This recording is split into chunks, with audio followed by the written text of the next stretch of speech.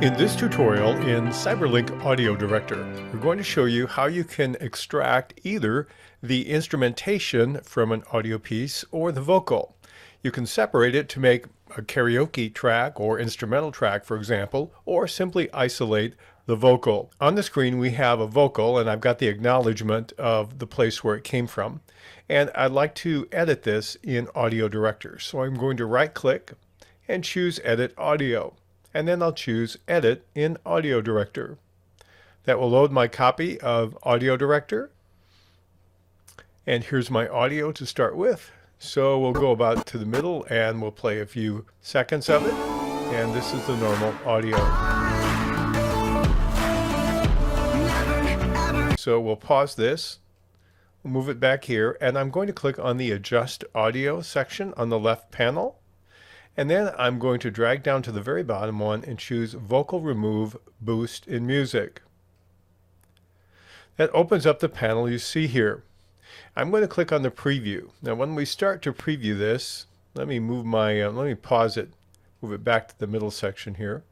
When we preview this, we're going to hear it normal. I'm going to pause it. Now I'm going to take my vocal volume and drop it down at least to a -20. I can go all the way down to infinity. And if we preview it now, we're going to hear something different. We hear the background, the instrumentation music, and we don't hear the vocal anymore. Let's pause that again. We could apply that and save it without the vocal. Now I'm going to move this back to 0, and I can just type in the number value if I want to there. And let's take the music and back that down to somewhere below a -20 and preview the section here. And now what we're going to see is we should be hearing simply the vocal without the audio. So you can extract either the vocal section, the human voice, or you can extract the music, either one. Now in most cases I would expect we would probably want the former.